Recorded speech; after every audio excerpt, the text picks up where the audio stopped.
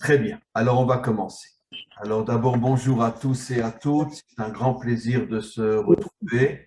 هذا شوك هذا شوك انا Bonjour. الوالد Mais les micros ne sont pas éteints. ما Micro ouvert. C'est pas facile, hein? Qui c'est qui a son micro ouvert là?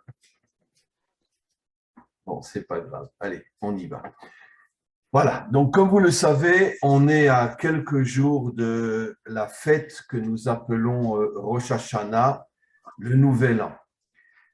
Pour le monde occidental, le Nouvel An est le 1er janvier. Pour Israël, le Nouvel An est le 1er Tishré, c'est-à-dire donc le mois prochain dans une dizaine de jours.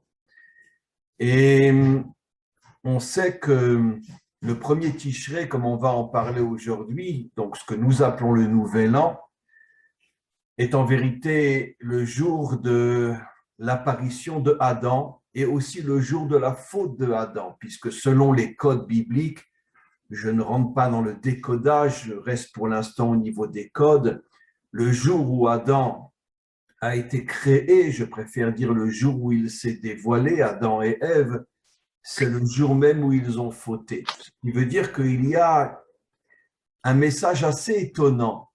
Comment se fait-il que finalement le 1er jour de l'année, qui est considéré aussi comme étant le 1er jour de la création, n'est en vérité pas véritablement le 1er jour de la création, puisque c'est le 6e jour de la création. Normalement, on aurait dû compter Rosh Hashanah, c'est-à-dire le 1er jour de l'année, qui est en même temps, selon, encore une fois, la tradition biblique, le 1er jour de la création, on aurait dû compter le 1er jour et non le 6e jour, puisque le 6e jour, Adam a été créé. Pourquoi commence-t-on le récit de la création, donc Rosh Hashanah, avec la création de l'homme, 6 jours après que le monde a commencé à être créé, puisqu'encore une fois, je me répète, le monde a été créé le 1er jour et non le 6e jour. Donc aussi, le 1er jour de l'année aurait dû être le 1er jour et non le 6e jour. Mais en vérité, comme on va l'expliquer, il y a un message très, très, très fort. C'est parce que le jour où Adam apparaît, Adam et Ève, c'est aussi le jour où l'humanité tombe, en ce sens que, encore une fois, toujours d'après les codes bibliques, c'est le jour où Adam et Ève ont fauté, c'est le jour où l'humanité bascule et ne cesse de chuter jusqu'à la délivrance finale. Et donc, il y a certainement un lien, si dans notre tradition, le commencement de l'histoire n'est pas le 1er jour, mais le 6e jour, le jour de la faute, c'est pour nous transmettre un message très important que je vais essayer d'expliquer.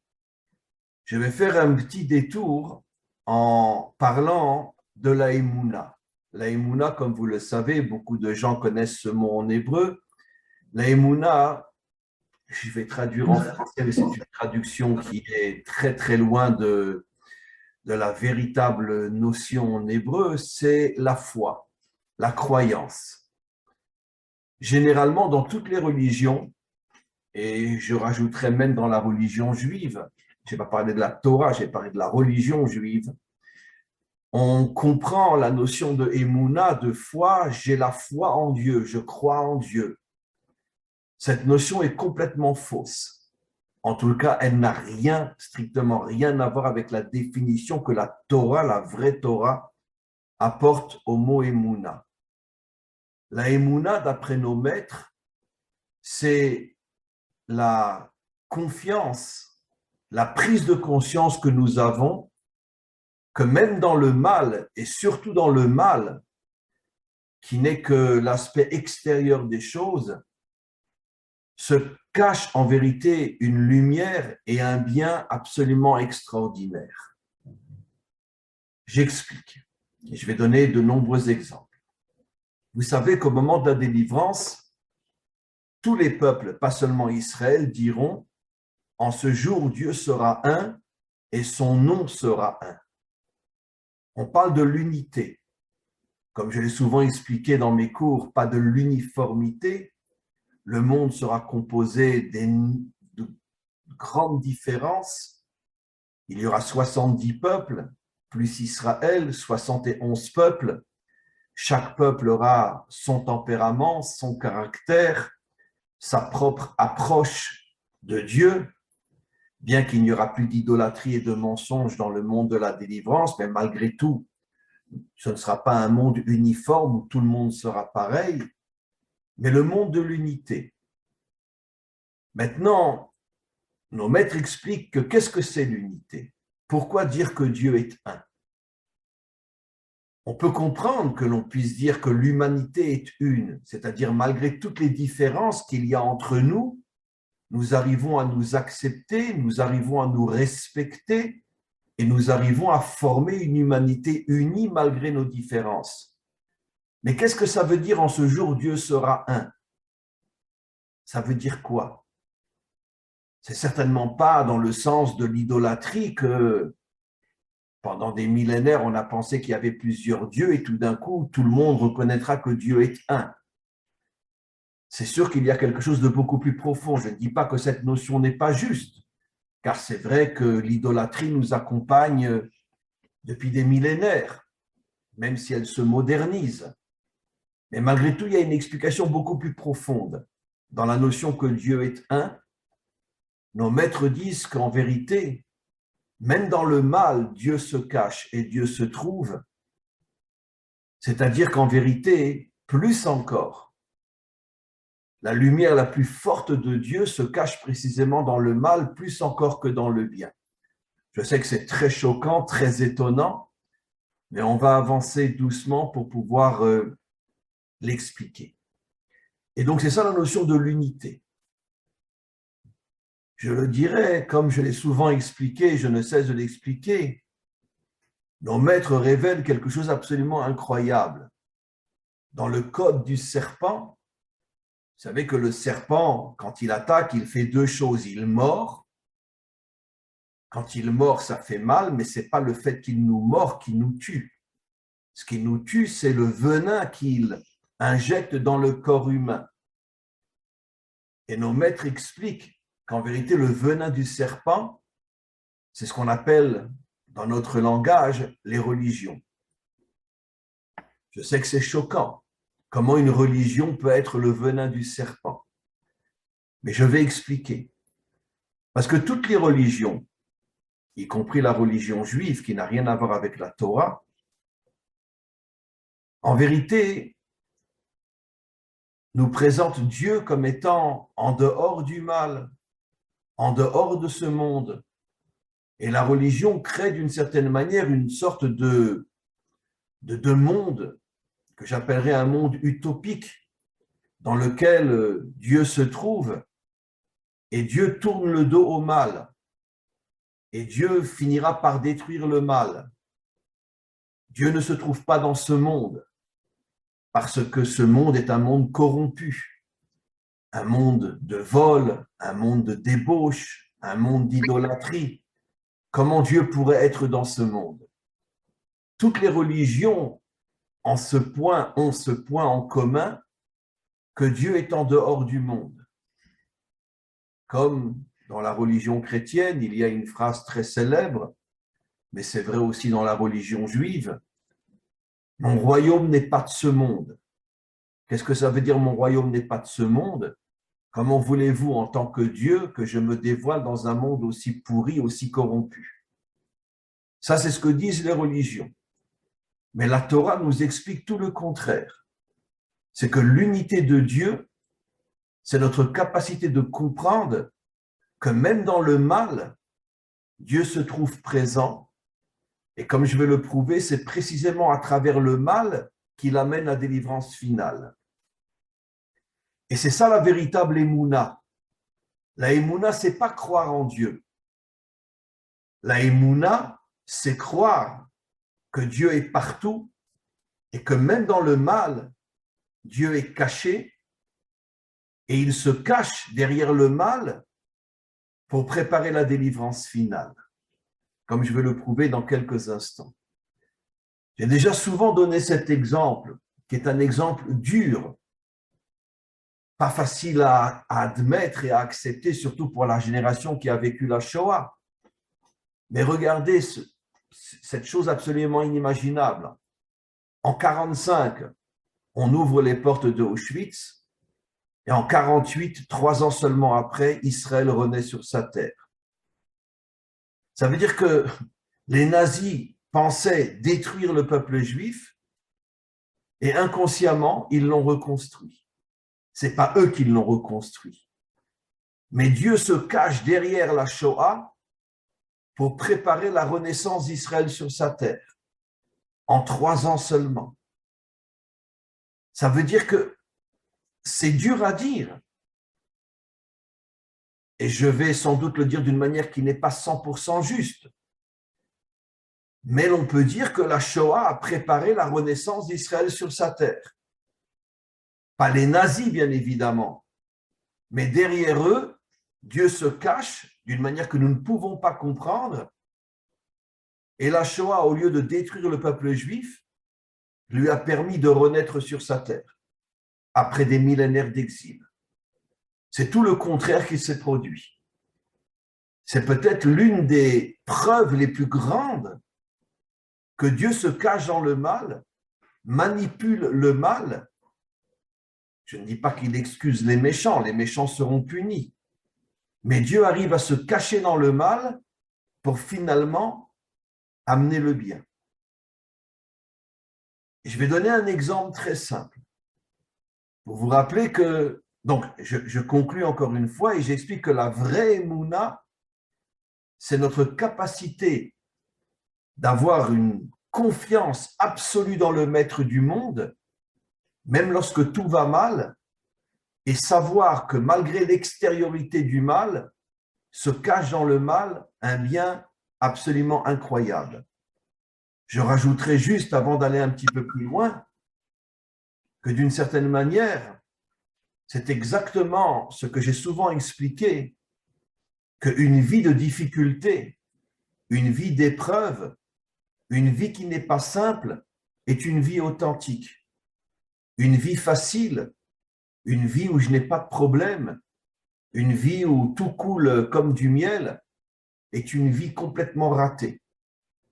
D'une certaine manière, j'ai souvent expliqué, et je le redis, que c'était ça en vérité, l'idéologie cachée de la démocratie, apporter aux hommes un plaisir immédiat dans le but finalement d'affaiblir l'humanité et de la priver de sa capacité de surmonter les épreuves, de se battre, de devenir un guerrier et surtout de comprendre que les épreuves sont là pour nous permettre de grandir et que si notre vie est facile, on va devenir un animal comme un petit chien à la maison, qui est d'ailleurs le symbole du monde occidental.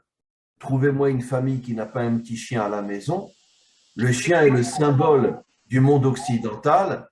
C'est quoi le chien?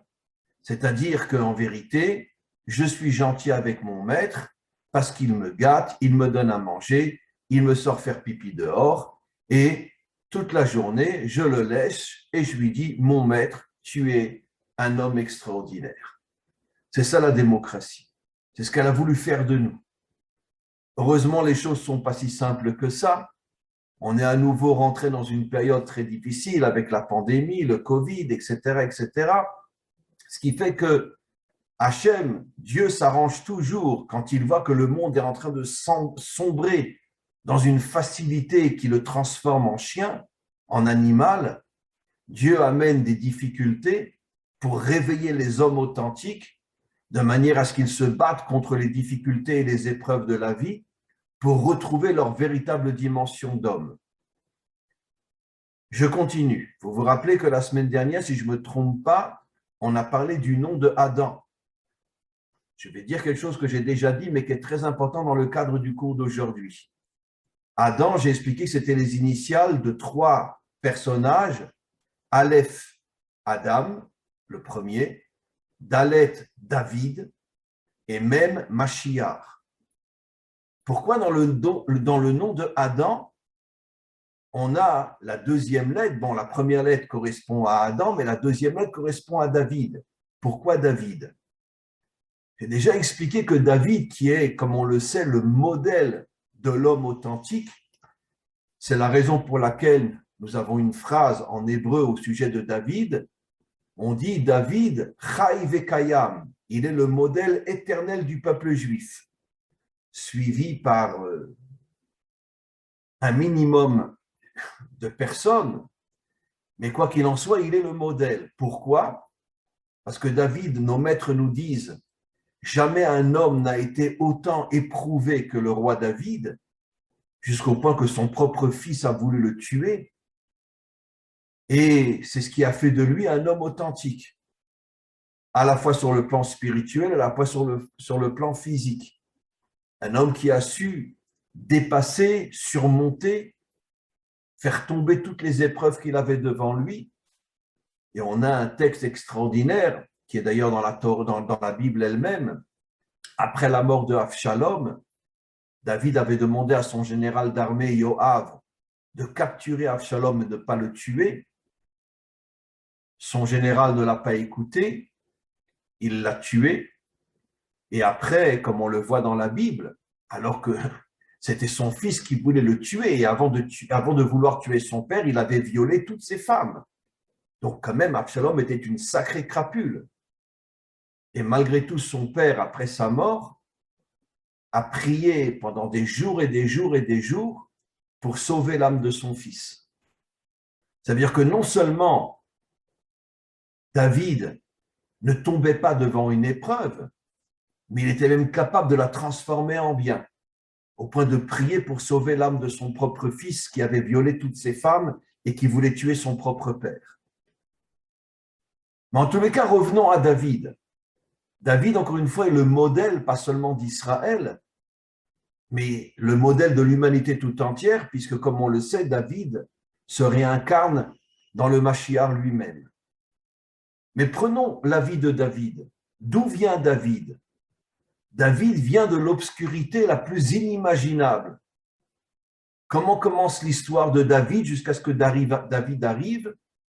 Lot couche avec ses filles. Un inceste absolument incroyable. Après, la Bechora, la fille aînée, va mettre au monde le peuple de Moab. Un peuple complètement banni par Israël, comme c'est marqué explicitement dans la Torah, parce que Moab s'est comporté d'une manière toujours très crapuleuse à l'égard d'Israël. Et donc, au point qu'on refuse la conversion des hommes de Moab. Et depuis qu'Israël est rentré sur sa terre, à l'époque de Josué, on était pratiquement toujours en guerre contre Moab. Moab n'arrêtait pas de nous attaquer. N'oublions pas que l'un des rois de Moab, Balak, est celui qui a fait venir Bilam pour exterminer Israël. Ruth elle-même, la grand-mère de David, était elle-même la fille de Églon, l'un des rois de Moab. Églon qui était un descendant de Balak et Églon qui était un des pires ennemis d'Israël. Et pourtant, il met au monde une femme, Ruth, qui va abandonner son rôle de princesse, son argent, tout ce qu'elle avait de bien dans le monde. Elle va se convertir.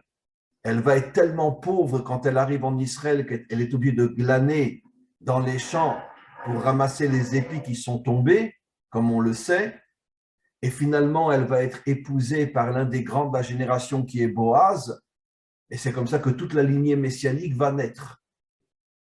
Mais regardons, jusqu'à ce que Ruth arrive et que sorte d'elle David, ça passe par un inceste entre un père et ses filles, ça passe par un peuple qui est pendant pratiquement des siècles constamment en guerre contre Israël, et finalement va sortir de ce peuple qui lui-même est né d'un inceste, la femme la plus grande de toutes les femmes d'Israël, alors que c'est une convertie, puisque c'est elle qui crée la lignée du Mashiach.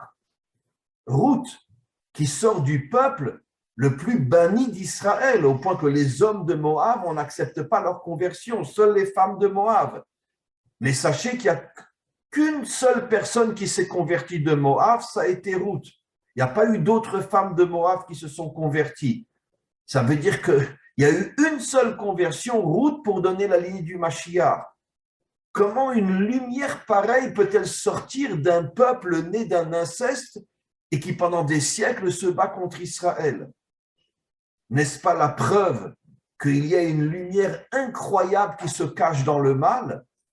Et c'est ça la véritable émouna, de ne jamais se débarrasser, de jamais se désespérer du mal. J'ai souvent raconté cette histoire aussi absolument incroyable d'un très très grand maître d'Israël qui a été attrapé pendant la Shoah. Il a été amené à Auschwitz et puis comme tout le monde, rasé, la barbe, la tête, etc. Donc on ne peut pas reconnaître que c'était un maître d'Israël. Mais il y avait un nazi là-bas qui avait reconnu qu'il n'était pas comme les autres. Et tous les jours, il lui courait derrière. C'est lui qui a raconté cette histoire parce qu'il a été sauvé d'Auschwitz. Je vais raconter un petit peu son histoire. Et tous les ans, à cette époque où il a été sauvé, il racontait cette histoire. Et tous les jours, le nazi lui courait derrière et le tabassait parce qu'il sentait que ce n'était pas un juif comme les autres. Et puis un jour, il lui a tapé sur la tête, il l'a fait tomber, il a mis sa botte sur son cou et il lui a dit « Alors, dis-moi, c'est qui le peuple élu? C'est toi ou c'est moi? Toi, tu es sous ma botte. » Et il lui a répondu, en étant sûr qu'il allait prendre une balle dans la tête, il lui a dit « Le peuple choisi, ce n'est pas le peuple élu, comme j'ai souvent expliqué, c'est une mauvaise traduction. Le peuple choisi, c'est celui qui est sous ta botte et pas celui qui est dans la botte. » Vous imaginez, n'importe quel nazi aurait sorti son flingue et lui tiré 3 balles dans la tête. Le nazi a été tellement choqué par le courage de en vérité, c'était un grand maître, par le courage de cet homme, alors que c'est sûr qu'il va mourir, de dire c'est celui qui est sous la botte, qu'il n'a pas eu le courage de le tuer. Il est parti et il ne l'a plus jamais poursuivi. Et ce grand maître est sorti d'Auschwitz et il s'est installé après à Natania et il a fait construire l'un des plus grands hôpitaux d'Israël, l'hôpital Laniado, qui est à Natania. Et il a consacré pratiquement toute la fin de sa vie. Bon, il a perdu sa femme, 11 enfants, il s'est remarié après la guerre et c'était un très très grand maître. Et à chaque année, il a vécu très longtemps, pratiquement jusqu'à l'âge de 100 ans, c'est absolument incroyable. D'ailleurs, sachez, je vais vous dire quelque chose d'absolument fou. Pratiquement tous les survivants des camps de concentration, à une ou deux exceptions près, ils sont arrivés à l'âge de 92, 94, 96 avant de mourir. Vous pouvez vérifier, vous verrez que je ne me trompe pas. Et tout le monde s'est étonné. Mais comment c'est possible qu'ils ont vécu si longtemps? Mais c'est facile à comprendre. Parce qu'ils ont dévoilé une telle force en eux pour surmonter les camps que ça leur a donné la force de pouvoir vivre jusqu'à 92, 93, etc. C'est bien la preuve que l'épreuve fait de nous des guerriers quand on arrive à la surmonter. Et donc, ce maître-là, tous les ans, quand il racontait cette histoire-là, le jour où l'Allemand ne l'a pas tué, le nazi ne l'a pas tué, il disait, en vérité, qu'est-ce qui m'a poussé à donner une réponse aussi folle de dire le choisi, c'est celui qui est sous la botte? Et il répondait, parce que j'avais une telle émouna en Hachem, que c'est pas moi qui le dis, mais c'est lui qui l'a dit, que Hachem était dans la botte du nazi, que c'est pour ça que j'ai répondu ça. Ça veut dire qu'il disait exactement ce que j'explique, que dans le mal absolu se cache une lumière absolument incroyable, et quand on le comprend, on devient un surhomme. Et c'est comme ça qu'il a pu survivre à Auschwitz, après s'installer en Israël et créer un hôpital qui jusqu'à aujourd'hui encore est considéré comme un très grand hôpital, l'hôpital de Laniado. Il a consacré pratiquement toute la fin de sa vie à construire cet hôpital. Et donc maintenant, je reviens à ce que j'explique. Du côté femme, on voit que le roi David, finalement, passe par une obscurité inimaginable. Du côté homme, rappelons-nous cette histoire, j'ai déjà raconté des milliers de fois, Yehuda, le fils de Yaakov, voit en vérité sa belle-fille, mais sa belle-fille qu'il ne reconnaît pas et qui se fait passer pour une prostituée parce qu'elle voulait absolument avoir un enfant de cette famille-là. Et lui, dans sa conscience, va avec une prostituée. Et finalement, va naître la lignée masculine, Péretz, de la lignée messianique, jusqu'à Boaz. Et Boaz vient de cette union entre Yehuda et à ses yeux une prostituée. Et Ruth vient d'une union entre un père et ses filles. Et c'est comme ça que sort le roi David. Mais comment c'est possible? Mais la Torah est folle. David, le modèle de l'humain authentique, vient d'un inceste et d'une prostitution, d'un inceste et d'une prostituée, en tout cas aux yeux de Yehuda. Pourquoi il ne vient pas d'un canal normal?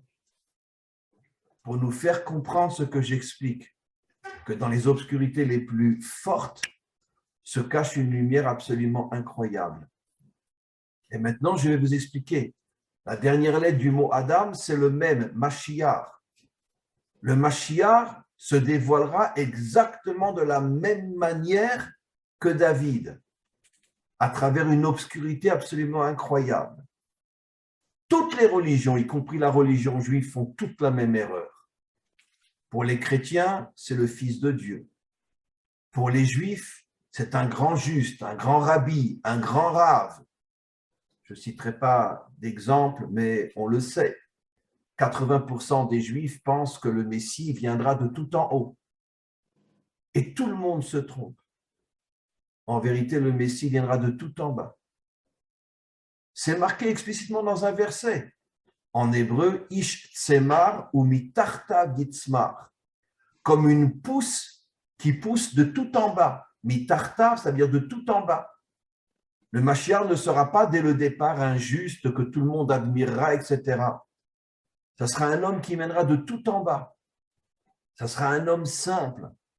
Un homme qui peut-être pendant quelques années sera peut-être quelqu'un qui n'observera pas la Torah et qui après fera teshuva. Mais ça ne sera jamais un très grand dès le départ. Après, bien sûr, il va monter, il va dépasser tout le monde. Mais il viendra de tout en bas, comme David, qui est venu de tout en bas, d'un inceste, d'une prostitution, et qui est monté. Qu'est-ce que nous comprenons de là? Je vais donner un dernier exemple. Moïse, le premier libérateur d'Israël. Mais où a-t-il grandi?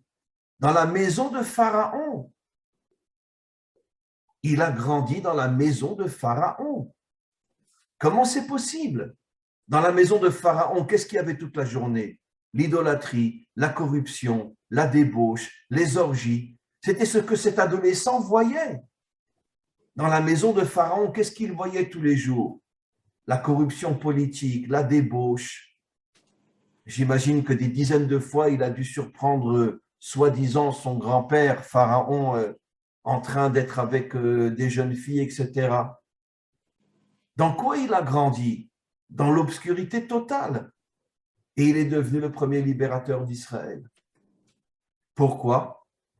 Parce qu'encore une fois, si Moshe a grandi dans une famille tellement obscure, c'est parce qu'il incarnait cette lumière cachée à l'intérieur de l'obscurité. Et maintenant, je vais vous expliquer. Le fameux arbre de la connaissance du bien et du mal.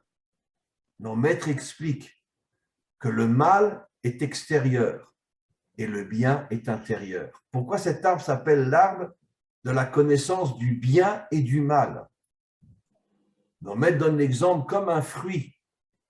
L'écorce, on ne peut pas la manger, on la jette. Mais le fruit qui était caché à l'intérieur de l'écorce était très bon. Nos maîtres nous disent le fruit, avec une écorce qu'on enlève et qu'on jette, est le symbole de toute l'histoire humaine jusqu'à la délivrance finale, où le mal est extérieur Mais il faut savoir que dans ce mal se cache un bien absolument incroyable. Et pourquoi Dieu a créé un monde comme ça? Parce que justement, il veut nous amener à la véritable émouna. Ne jamais, jamais, jamais se désespérer. Ne jamais baisser les bras. Ne jamais se décourager. Et savoir que précisément dans les moments durs, si on a cette foi de sentir que Dieu se cache derrière cette apparence extrêmement mauvaise, c'est comme ça qu'on va arriver à se connecter à lui d'une manière beaucoup plus forte que si on était dans un monde où tout va bien. Malheureusement, la nature humaine, comme on le sait, c'est de chercher une vie paisible, une vie tranquille, une vie facile. Mais ça, c'est le petit toutou qui est en nous, qui en vérité, comme je l'ai dit toujours, c'est pour ça que le symbole du monde occidental aujourd'hui, c'est le petit chien à la maison, parce qu'on ne se rend même pas compte que ce petit chien, en vérité, c'est la propre image qui est en nous, que nous sortons à l'extérieur. Waouh, waouh, c'est tout. Mais en vérité, l'homme authentique, excusez-moi si vous avez des chiens à la maison, ne m'en voulez pas. Hein.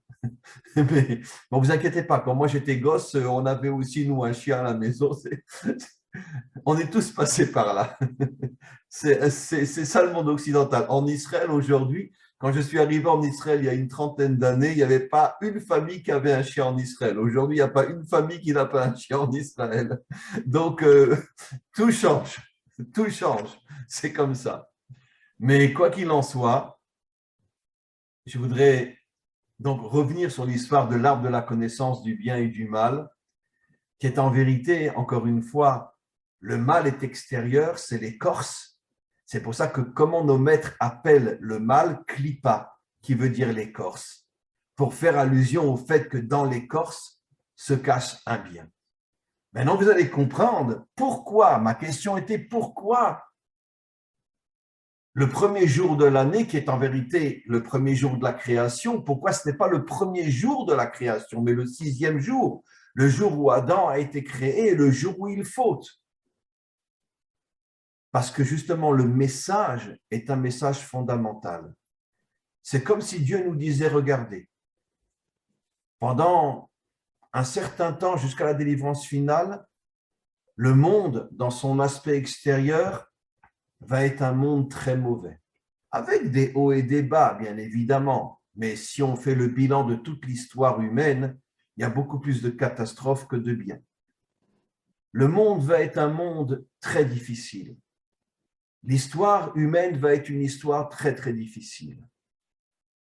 Mais ceux qui arriveront à garder leur confiance en moi et à savoir que Dieu est dans ce monde, et pas seulement dans ce monde, mais qu'il se cache derrière le mal, et ceux qui arriveront à se connecter à moi, parce qu'ils savent que même le mal n'est qu'une apparence, une apparence réelle, mais qu'en vérité, je me cache derrière le mal pour pouvoir amener finalement la délivrance finale, ceux qui auront cette confiance seront des hommes authentiques. Je voudrais juste terminer en vous donnant un exemple que j'avais déjà donné. Finalement, grâce à qui Israël est revenu sur sa terre? Tout a commencé avec Herzl. Herzl était un juif complètement assimilé. Vous savez que tous les fils de Herzl, tenez-vous bien, ne tombez pas par terre, hein, se sont convertis au catholicisme. Tellement Herzl était assimilé, tellement il vivait en Autriche, c'était un Autrichien, il vivait constamment avec des non-juifs, je crois même qu'il était marié avec une non-juive. Ses enfants se sont convertis au catholicisme. Pourquoi? Parce que il n'avait rien de juif. Rien. Et pourtant, c'est cet homme-là qui lance, on pourrait dire, la graine du retour d'Israël sur sa terre. Et après le vrai retour, avec Ben Gurion et quantité d'autres, j'ai souvent raconté cette histoire-là. On peut aujourd'hui en Israël aller visiter la maison dans laquelle vivait, c'est dans le sud, où vivait Ben Gurion, vivait dans un kibbutz, et il avait là une maison. Et un jour, j'ai été visiter cette maison et puis je vois, vous savez, des mezuzot, vous savez, sur les portes d'une maison juive, on met une petite mezouza dans laquelle il y a un petit parchemin. Et puis je vois des mezuzot partout, à chaque pièce de sa maison. Je vais trouver, c'était la guide qui nous expliquait un petit peu comment les choses avaient fonctionné. Et je lui dis, vous savez, je suis vraiment très étonné de voir que Ben Gurion avait des mezuzot partout dans sa maison. Pourtant, ce n'était pas du tout un croyant. Alors, elle me prend sur le côté, elle me dit, mais non, il n'avait pas de mezuzot, c'est nous qui les avons mis. Pourquoi? Parce que comme il y a beaucoup de religieux aussi qui visitent cette maison, pour ne pas les choquer, on a mis des mezuzot partout. Et lui, il n'en avait pas. Alors, ça veut dire quoi? Ça veut dire que, alors que mettre une mezouza, je peux vous garantir, vous vous promenez à Tel Aviv aujourd'hui, même si à Tel Aviv, il y a 90% de laïcs, pratiquement tous ont une mezouza à la porte de leur maison. Parce que bon, c'est une coutume juive que même un laïc ne va pas aller contre. Mais Ben Gurion n'avait pas de mezouza à sa porte. Ça veut dire que c'était vraiment, vraiment un vrai laïc. Et pourtant, ça a été lui le premier créateur vraiment de l'État d'Israël. Alors la question est simple, il y en a eu plein d'autres après, bien sûr. La question est très simple. Mais pourquoi Dieu passe-t-il par des laïcs qui ne croient en rien, ni en lui, ni en la Torah, pour ramener Israël sur sa terre? C'est exactement le modèle de tout ce qu'on a expliqué. D'accord? J'ai demandé à Dieu de se boucher les oreilles, parce que sinon il va me foutre une claque. Mais il faut dire que Dieu est un peu fou. Pourquoi?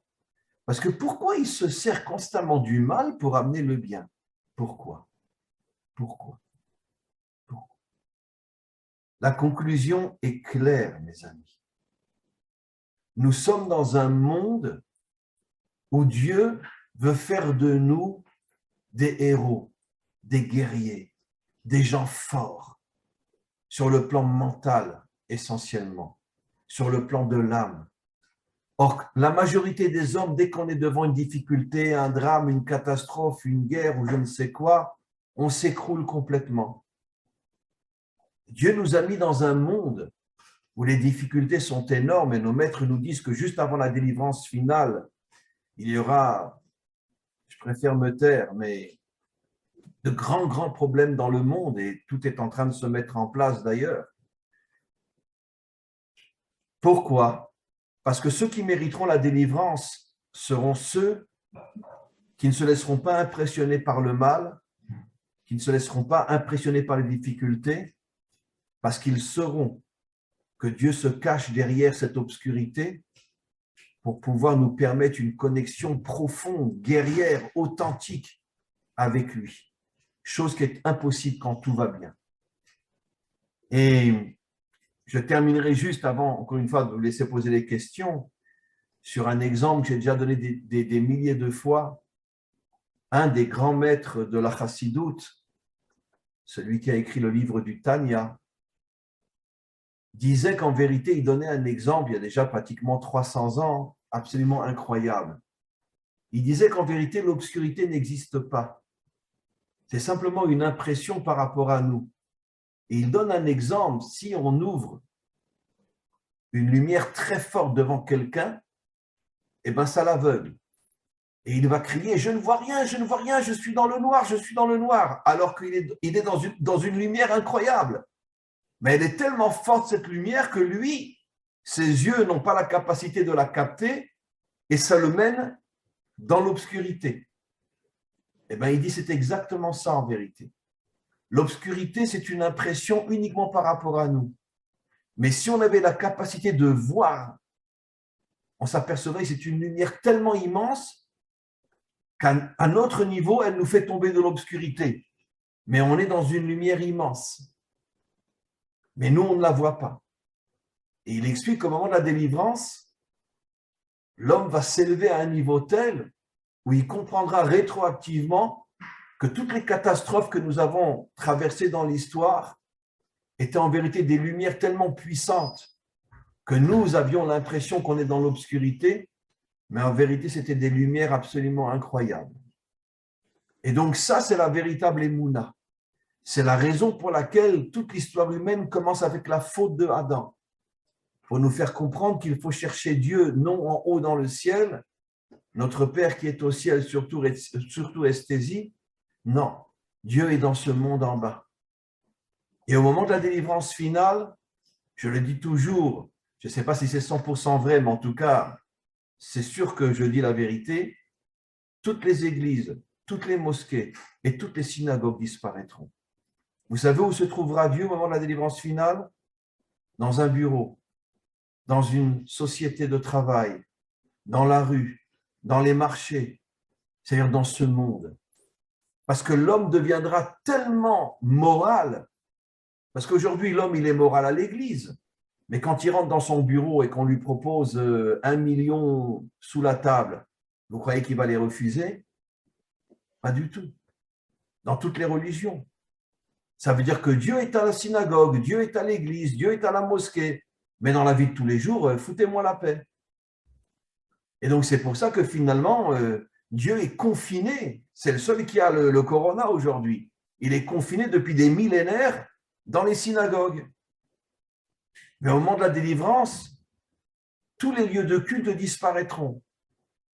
Et où se trouvera Dieu avec nous, dans ce monde matériel? Parce qu'on aura pris conscience qu'il est là dans ce monde matériel et on sera capable d'avoir une vie décente, une vie morale qui nous permettra de vivre avec lui précisément dans ce monde matériel. Dieu n'a pas créé ce monde pour tourner le dos à ce monde. Dieu a créé le monde, ce monde matériel, pour être avec nous dans ce monde matériel. Voilà mes amis. Alors, si vous avez des questions, avec plaisir. Il est -20, il nous reste une vingtaine de minutes. Alors, qui se jette à l'eau? Qui est celui qui va ouvrir la mer Rouge? Avec la première question. Alors. Comme d'habitude. Alors, Agnès, allez-y. Comme d'habitude. Voilà, vous êtes la première à vous jeter dans la mer. Alors, je reprends une de vos phrases qui m'avait marqué, que j'avais bien précisé, bien écrit, c'est que vous dites dans un de vos cours, Dieu nous a créés pour faire de l'homme de vrais rois. Absolument. Alors, d'accord? Donc, et je rajoute, Agnès, la définition d'un roi d'après nos maîtres, c'est celui qui fait tomber tous les obstacles pour se frayer un chemin. Ce n'est pas un roi avec une couronne sur la tête sur son trône. Un roi, c'est la dimension qui fait de nous des gens nous n'avons peur d'aucune épreuve. On fonce dans l'épreuve, on la pulvérise et on continue. Ça, c'est la définition d'un roi d'après nos maîtres. Alors, après, je pars du principe que vous disiez le 6e jour. Donc, 6e jour, c'est Chichi. Oui. Valeur numérique 620. Oui. C'est valeur numérique de Keter. Mais d'où vous sortez là? Et donc, ça veut dire qu'il faut qu'on ramène, on aille de notre Keter en nous à aller du Keter en haut, en bas, c'est-à-dire retrouver la lumière du 6e jour qui a été perdue. C'est beau, non? J'adore. C'est pas d'où vous sortez, c'est absolument incroyable. C'est trop beau. C'est de la folie ce que vous dites. Donc, je répète, je ne rajoute rien. J'ai expliqué que Adam a été créé le 6e jour. En hébreu, 6e jour se dit Shishi. Shin Yud, d'accord? Qui fait 620. La valeur numérique de Shishi, c'est 620.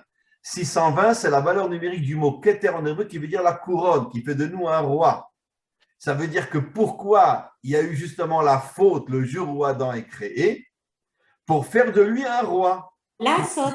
Voilà, pour qu'il comprenne que malgré toute l'obscurité de ce monde, il doit pulvériser toutes les limites, tous les obstacles, toutes les épreuves pour devenir un roi, selon la définition de nos maîtres.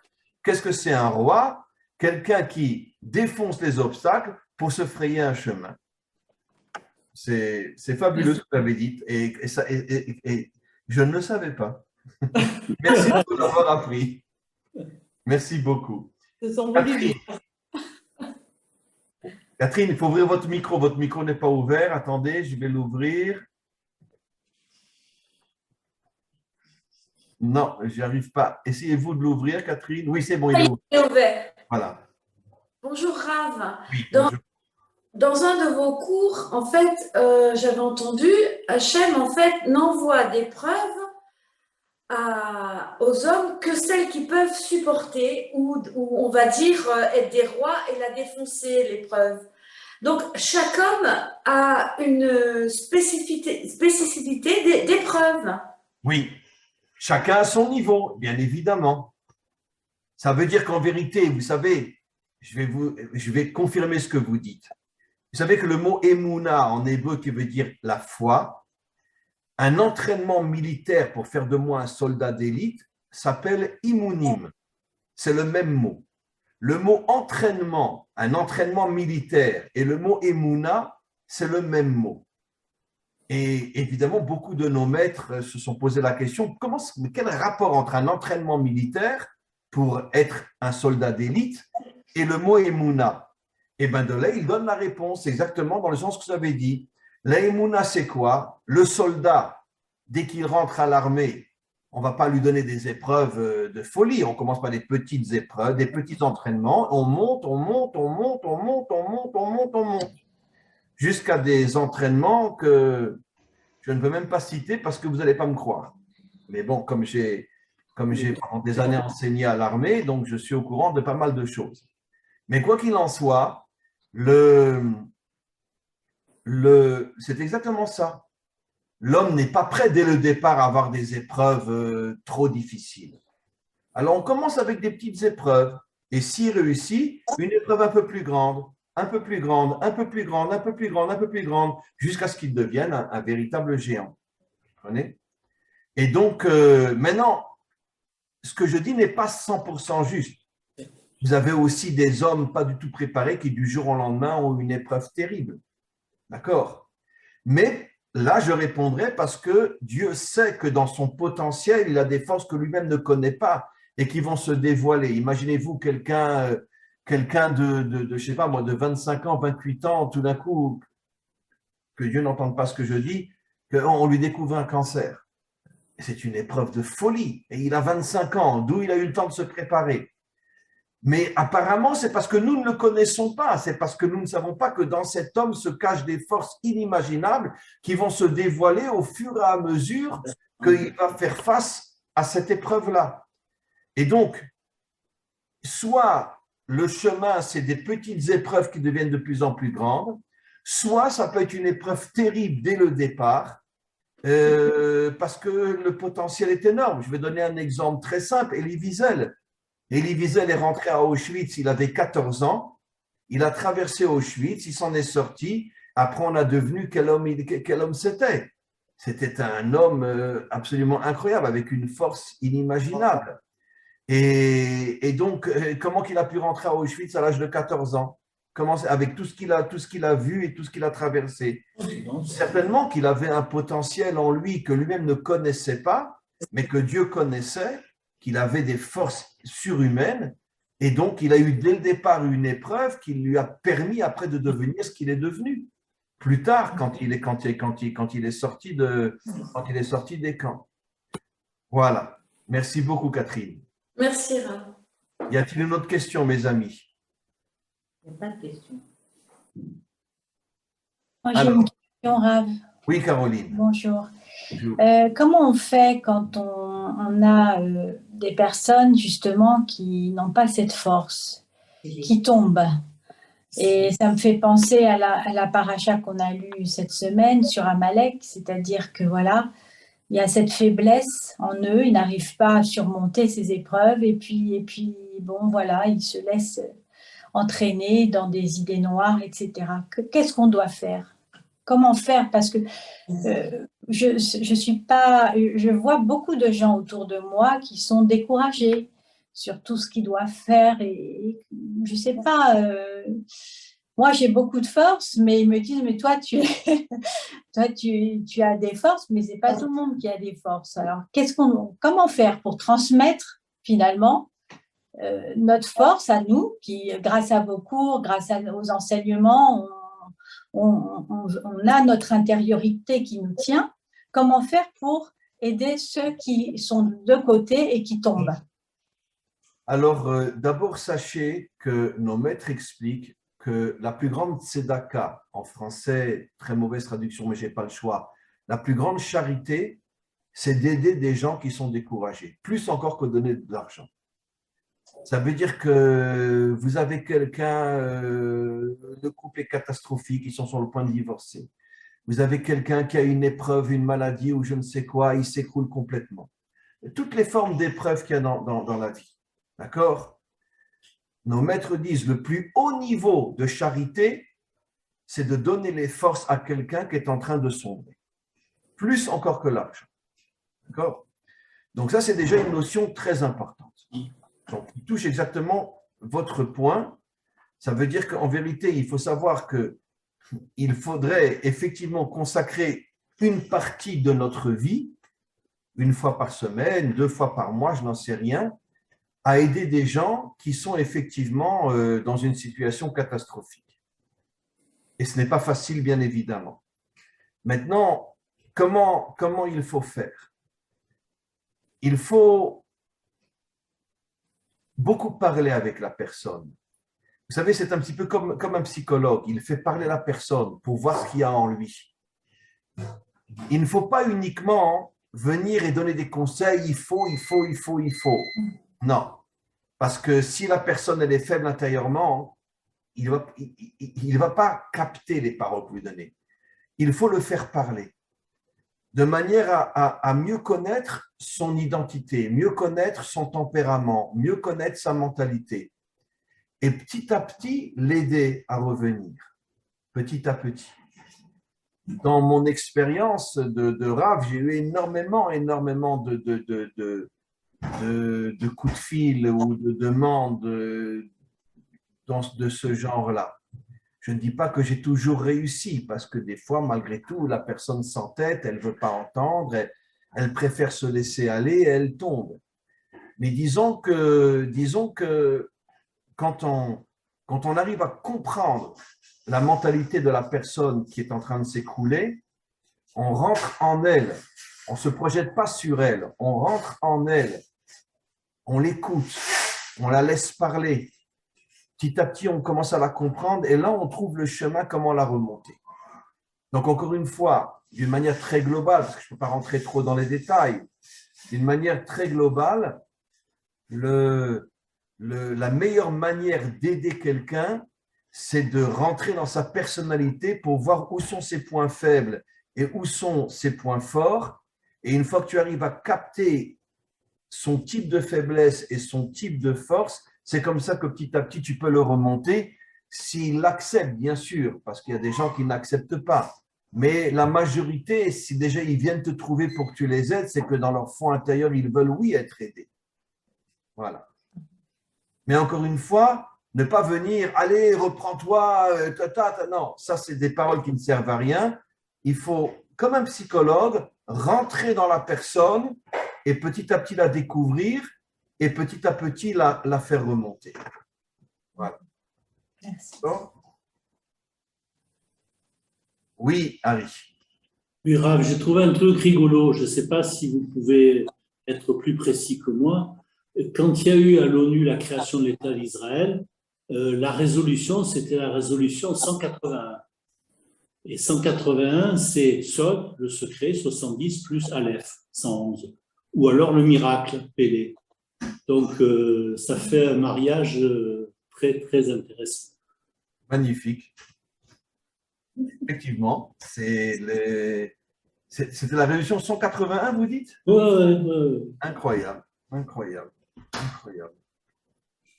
Ouais, donc on voit que finalement, vous ne faites que confirmer, comme Agnès l'a fait tout à l'heure, que derrière l'apparence des choses se cachent des secrets absolument incroyables qu'on ne voit pas forcément. Voilà, absolument. Merci. Et Aleph, ça représente toute la Torah, plus le secret. Et le Aleph, ça représente l'unité, ça représente toute la Torah, puisqu'il y a le Yud en haut, le Vav, le Yud en bas, le monde en haut, le monde en bas, et le lien entre le monde en haut et le monde en bas, c'est la forme d'un Aleph, un Yud, un Vav et un Yud. Voilà. C'est le secret d'Israël. Beaucoup. Alors, y a-t-il une dernière question, mes amis? Qui se jette dans l'eau? Elle est presque ouverte là. Encore Oui. quelqu'un et ça y est, elle s'ouvre. C'est moi, c'est Marie-Claire. Allez-y. En fait, avec tout ce que vous dites, c'est notre notion du mal qui doit être changée. Parce qu'en fait, on a une idée du mal qui est que le mal, en fait, hein, et en dehors de Dieu surtout. Donc, c'est notre notion dans notre esprit, dans notre compréhension, dans notre étude qui doit changer afin de sortir de ces pensées qui sont négatives, forcément, et qui peuvent que nous aider parce que j'avais écrit la question, comment trouver la lumière derrière le mal? Est-ce que déjà, nous, maintenant, on peut trouver cette lumière? Parce que dans les exemples que vous avez donnés, la lumière est arrivée après. Mais nous, est-ce qu'on peut déjà trouver cette lumière? Bon, alors, la question est magnifique. Et D'accord. je voudrais nuancer les choses. Je n'ai jamais dit que le mal n'est pas le mal. Le mal est le mal. Un nazi est un nazi, un taliban est un taliban, un Daesh est un Daesh. C'est clair. Ce que j'ai dit, c'est que derrière ce mal se cache quelque chose de très fort qui va nous permettre, si on se connecte à cette chose-là, à soi-même dévoiler en nous des forces inimaginables. Alors, bien évidemment que à partir du moment où on arrive à cette prise de conscience que le mal n'est pas 100% mal, enfin, oui, un nazi est 100% un nazi, évidemment, mais derrière lui se cache quelque chose d'absolument incroyable. Si on arrive à se connecter à ce qui se cache derrière le mal, à ce moment-là, on a ce que j'oserais dire, une véritable connexion avec le vrai maître du monde, avec le vrai Dieu. Encore une fois, aller chercher Dieu dans une église ou dans une synagogue, c'est la pire des choses. D'accord? C'est la pire des choses. Pourquoi? Parce qu'il est partout sauf là-bas. C'est les religions qui ont créé ça, de nous faire croire que Dieu est dans une synagogue ou dans une église. Non, Dieu n'est pas là-bas. C'est une pure invention.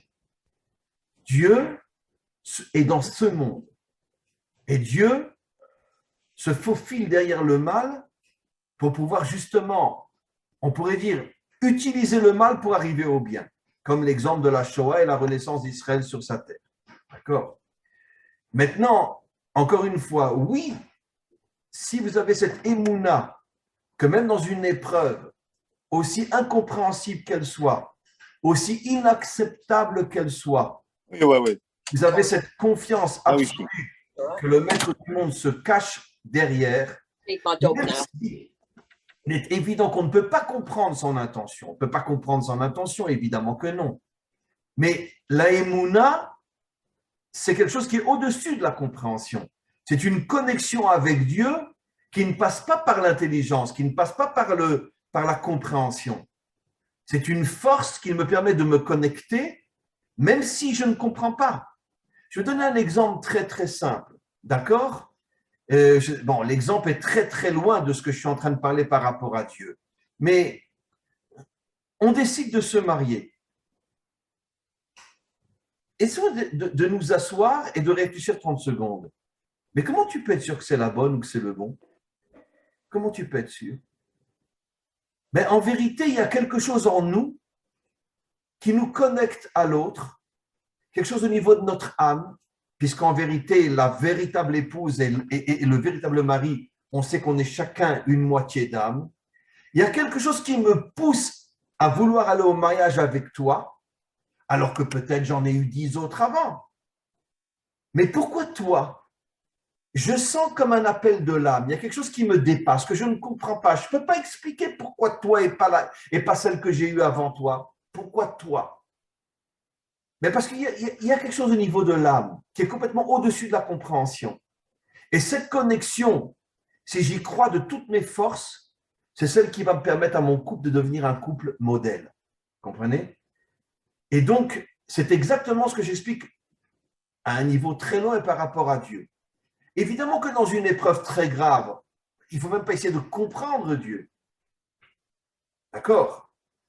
Je pense que la génération de la Shoah, au moment de la délivrance, ils vont prendre Dieu par le col, ils vont lui foutre un coup de poing dans la figure. Je m'excuse de parler comme ça, Hachem, mais tu sais très bien que c'est ce qui va t'arriver. Donc, tu as intérêt à leur expliquer ce qui s'est passé. Mais d'un autre côté, combien d'hommes et de femmes pendant la Shoah avaient une émouna inimaginable? Beaucoup sont arrivés même à s'en sortir. Et même ceux qui sont morts avec une émouna incroyable, que même si je ne comprends rien, même si j'ai envie de te casser la figure, je sais que tu es là. Je sais que tu es là. Mais ça, c'est quelque chose qu'on ne peut pas expliquer. C'est une connexion au niveau de l'âme qui est au-dessus de la compréhension humaine. Et bien, c'est exactement ce que j'explique au moment d'une épreuve. Tu as une épreuve terrible, je ne te demande pas de comprendre. Je ne te demande pas d'expliquer. Ce n'est même pas la peine de commencer, tu ne comprends rien, tu ne sais rien. Mais Dieu a doté notre âme d'une connexion qui est au-dessus de la compréhension humaine, qui fait qu'on se connecte à lui et ça nous donne des forces inimaginables qu'on n'aurait jamais pu avoir si on n'avait pas cette connexion. Et donc, c'est la preuve que même sur le moment, oui, on se connecte avec lui. Vous comprenez? Voilà. Mais encore une fois, ça c'est du vécu que chacun doit expérimenter. C'est difficile de le transmettre à l'autre. Mais chacun doit l'expérimenter. Vous savez, je raconte toujours cette histoire, je sais, je l'ai racontée 1 milliard de fois. C'était un rave et son élève qui, sans le savoir, chacun était dans un camp de concentration pendant la Shoah. Ils en sont sortis, je l'ai déjà raconté 1000 fois. Il se retrouve à Jérusalem, le Rav entend que son élève s'en est sorti, il est à Jérusalem. Il lui demande de venir le voir. Ils sont l'un en face de l'autre autour de la table. Ils n'arrivent pas à parler parce que les deux ont laissé toute la famille. Ils ne peuvent pas parler. Et puis, tout d'un coup, le Rav coupe la conversation et il dit « Celui qui a la émouna n'a pas de question. Celui qui n'a pas la émouna n'a pas de réponse. » C'est la phrase la plus extraordinaire que j'ai entendue dans ma vie. La émouna, tu n'as même pas de question. Pourquoi? Parce que tu as une connexion qui est au-dessus de l'intelligence. Donc, tu n'as même pas envie de poser une question. Mais par contre, tu as une connexion très, très forte qui te permet de ressentir Dieu d'une manière que dans aucune autre situation, tu aurais pu le ressentir d'une manière aussi forte. C'est-à-dire qu'en vérité, la connexion avec Dieu ne passe pas par l'intelligence. La connexion avec Dieu passe par une connexion nishmatique au niveau de l'âme, où Dieu a créé des connexions dans l'âme qui sont complètement au-dessus du rationnel de l'homme. Et c'est comme ça qu'on s'en sort. Et ça, c'est la véritable émouna. Oui. Donc, chacun d'entre nous peut malheureusement ou heureusement expérimenter ce genre de choses et se rendre compte que si vraiment il a une confiance absolue en Hachem, ben il se connecte à lui, même s'il ne comprend rien.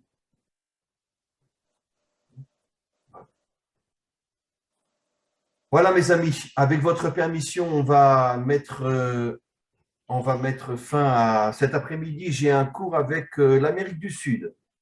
J'ai un élève français qui va me traduire mon cours en espagnol.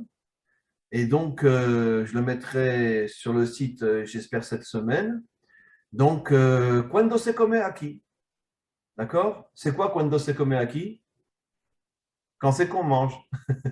Voilà. Qu'est-ce qu'on mange? Voilà, qu'est-ce qu'on mange? Oui. Rav, vous Oui. savez, ça me fait penser à une histoire, je ne sais plus qui l'avait dit, mais qu'importe. C'est justement un juif qui est sous la botte d'un Allemand, d'un nazi, et le nazi lui dit « Mais pourquoi tu ris ?» Alors il lui dit « Parce que je suis en train de réfléchir quel va être le repas que nous allons organiser pour la réussite et pour la victoire de notre pays. » Enfin, de notre, pas pays, puisque le pays n'existait pas, mais notre victoire, quoi, tout court. Et c'est relié à la nourriture, parce que chaque fête a une nourriture spécifique. Non. Par contre, je ne sais pas s'il y a vraiment une nourriture spécifique pour la victoire. C'est marqué dans nos prophètes et dans nos textes que au moment de la délivrance, toute l'humanité mangera le Léviathan. Ah oui, c'est vrai. C'est un immense, immense poisson que les 70 peuples et nous, on pourra se mettre à table, on pourra le manger. Ah, merci. Oui, bon, chacun le mangera à sa manière. Il y en a qui le mangeront au four, il y en a qui le mangeront grillé, il y en a qui le mangeront tout cru. Mais en tout cas, on va tous s'asseoir autour du Léviathan pour le manger pour la délivrance finale. Amen. Voilà. Merci beaucoup, beaucoup, beaucoup, beaucoup. Comme toujours, je ne cesse de me répéter, ce rendez-vous du dimanche est pour moi un moment très fort. Et merci pour votre présence. Merci pour vos questions. Et on se retrouve donc dimanche prochain. Par contre, et le dimanche d'après aussi. Oui, c'est ça. On a encore 2 dimanches avant les fêtes. Donc, si je ne me trompe pas, dimanche prochain et dimanche d'après. Attendez, je ne dis pas de bêtises. Dimanche prochain, c'est le 29. Dimanche prochain, c'est le 29. Et après, oui, le dimanche 5 septembre, absolument. Le dimanche 5 septembre.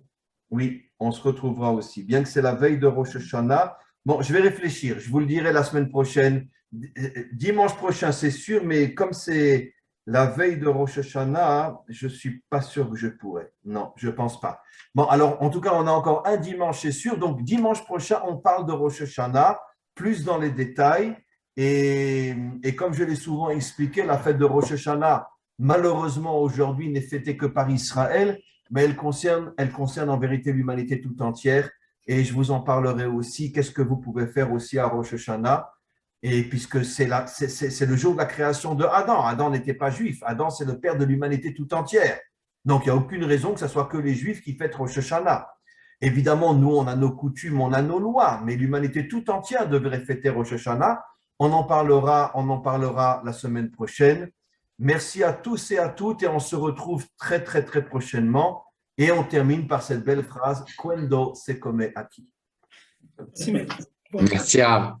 Au revoir. Merci. Au revoir. Au revoir. Au revoir. Au revoir.